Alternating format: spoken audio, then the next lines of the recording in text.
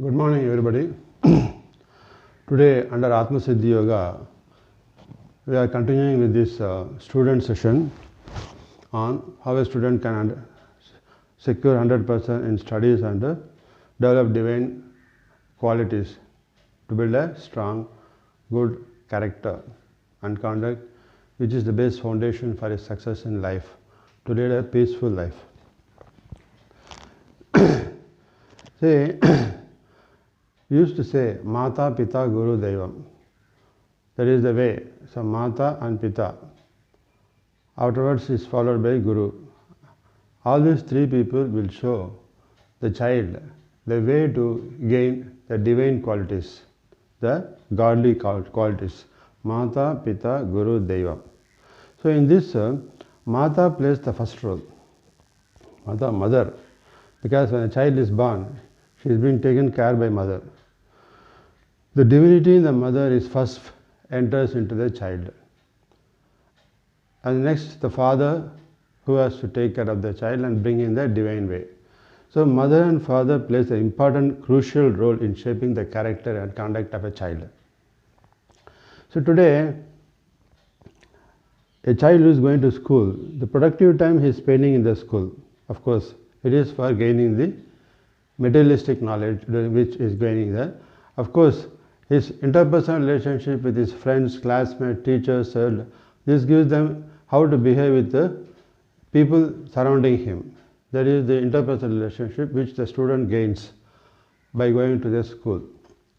But right from the time when he gets up from the bed till he goes to the school, and after returning from the school to home, from that time onwards till he go to the bed, this is very important stage where he remains at home. And during this period, crucial period, a child should be imbibed with the divine qualities. He should be created a divine environment, a soothing environment for him to develop a good sattvic and divine gunas in him. See, in one instance, two people came to me for counseling. That is, both husband and wife, they brought their child. Husband and wife, one is a maths teacher in a big school, giving maths teaching for 10th and plus 2 level. And the wife is, she's a physics teacher in the same school for 10th and plus 2. Higher standards they are giving teaching, and the boy is studying in the plus 2. They came with a worry that our child, though we too are giving maths and physics teaching to the students in our school, but this boy who is doing first group is not doing well in neither maths or physics or any subjects. He doesn't show interest in studies. At that time, when they came for counseling, first I asked the child to go out, and I asked the parents, what is the problem? He told that he is not showing interest, all these things. Then I told them, parents to remain, and I called the child and asked him, what is the problem? Why you are unable to focus on the studies? Then he told, see, when I come from school at home, father and mother, they are coming back, and my father has taken a housing loan and he has a lot of debts. So he is worried about his debts, and he is now taking extra tuition classes and is not seeing me at all. And my mother is also, both of them are focusing on the debt trap, and they are not focusing on me at all. When I go ask my mother or father about any doubts, they are scolding at me. I am afraid of talking to my mother and father. I feel totally dejected. I am not interested in life. Like that situation is prevailing at home. What to do? I am not getting any interest in studying. Whenever I have any doubt, they are not focusing on me at all. They are focusing only on the debt, how to clear it, and both of them in this problem, with this problem, both of them are worried, and both of them used to fight with each other for simple, silly reasons. And when I go and ask any doubt, they are shouting at me. So I feel very dejected. So this was the answer given by the child. Then I called them, see, as a parent, you have got duty to show all your love and affection to the child. Only if you give inspiration to the child will bring out his inherent talents. So it is the primary duty of the parents to create a right environment for the child to grow. So whatever be the problems, in front of the child, the parents should not fight with each other.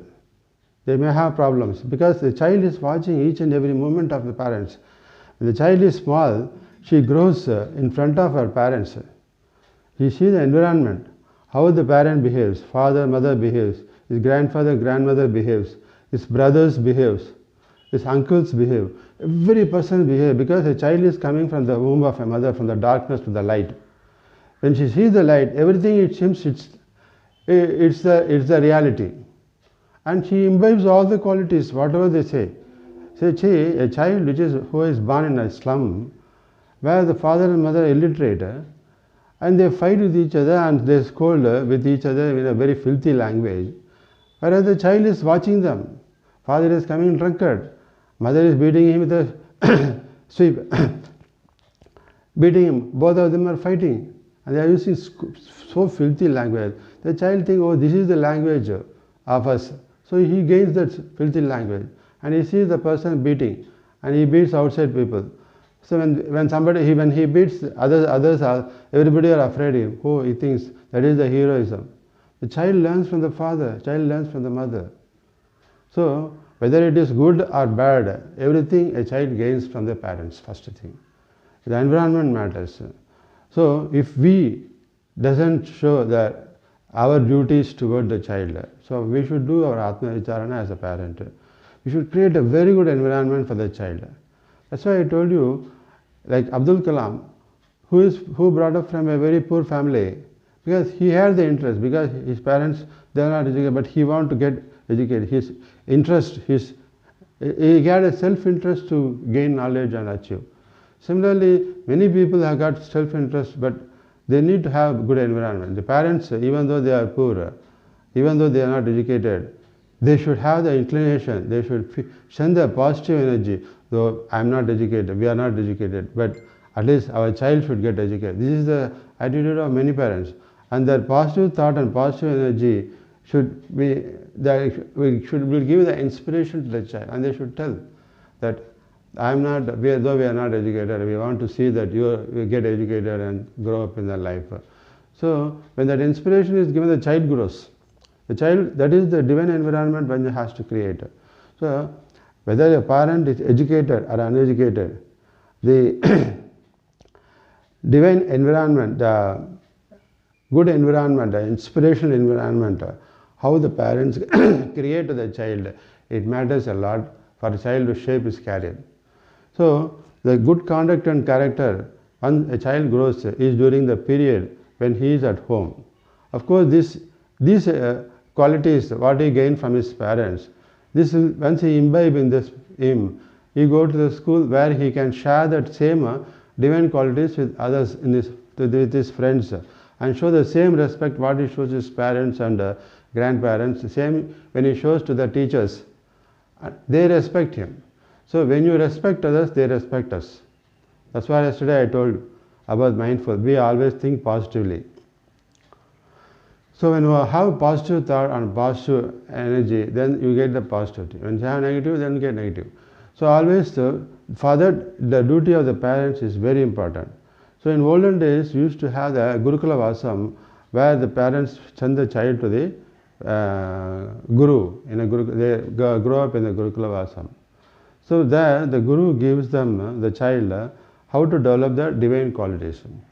But it is not in the present life, such kind of, though Gurukula Vasam is not there, that Gurukula Vasam we as parents have to create for the child. That too in a very productive time of between morning, when they get up till they go to the school, and evening when they come until they go to the bed. We have to create a very, very divine Gurukula Vasam situation for them. We should train them with moral, ethical values, so that they go in a divine environment. So now we are going to discuss about how a parent should imbibe in the child a divine environment, divine qualities as a first guru. mother and father are the first guru. As a guru, how they have to bring the child, because child is coming from the darkness. So up to the child when they grow become an adult, up to that period, the first antaratma is the parents. If they go wrong, if the child does wrong thing, they should be brought to the right way, because the mind is like a horse. If the horse is not fitted with the rope is nothing but buddhi. The horse will go in different directions. So like that, we have to, father and mother, they have to keep this rope down to the nose of the horse and hold it so that it goes in the right direction. So as a parents, we should show the child the right direction, so that they grow in the right environment. We should, both father and mother, show love and affection to the child, but not passion to the child. What is the difference between love and affection and passion? Love and affection means you show love. When the child is having cold, you should not give ice cream, though he cries for getting it, because there you have to see the health of the child. But if you have passion, oh, child is crying, let me give her, let us see later on what happens. So similarly, mother, as and when the child asks the money, she gives. If you don't give, he becomes worried. So mother thinks, oh, I don't want my child to be worried, and she gives mother, and she make him to go in the wrong path. So it's a passion which makes the child to go in the wrong path. One should not have passion. One should have only love and affection. Love and affection, it will make a child to grow in the right path. When he goes wrong, he should be told in a polite way what is the wrong thing that it accumulates when he does this, when he takes the buddhi in the wrong path. So this is the thing what a parent should teach the child with all love and affection and with a discipline. A disciplined way a child should be brought by the parents. We should not show passion, we should show only love and affection. So these are the things. The love and affection is part of the Atma consciousness and divine consciousness. As an Atma, the father and mother has got a duty, because the child is coming into the karmic bandhana. So a parent can release his karmas by fulfilling his duties to the child. That is, what is the duties towards the child is, the child should be brought up and they should be shown the right path for them to achieve success in life. It is a duty of the parents. If they don't do the duty perfectly, they accumulate karma, bad karma. Not that by paying a heavy fees in a big school, a parent's duty has not completed. Today, mother and father both are employed. They earn money. They say we are earning for our children. And they don't take care of, they don't see. When they come back home, mother starts sitting, cooking after office hours, and father, he comes back and both of them watch the serials, and they say, oh, you study. The child is not being taken care, and he goes to the tuition and he come back and he sleeps. What is doing? What is happening? Because they say, oh, I'm giving him coaching, IIT coaching, all this coaching, I'm paying hefty money for him, so we are taking care of our duty. No, that is not sufficient. We have to take personal care on our children, how they are going, where they are going wrong way. Because when mother's and father's love is not there, the child will be dragged by the external pleasures. You give a lot of money, but this money, how he is using, if you don't take care, he spends for drugs and other things, and that is the way how a child goes in the negative path. So very, very important thing is that the child should be taken proper care at the right age, so that he shapes a divine and positive character in him that leads to success in life. We will see what are the divine qualities, how a parent can imbibe in the child each and everything. That is, how to develop a perfect concentration, how to develop self-determination, how to develop patience, perseverance, each and everything. There is a specific method which a parent can teach the child. One step of the other, this will be told, which has to be taught to the child. Sitting with them, one has to do it so that we create the right environment to build that character of a child. Fulfill this duty to release your karmas.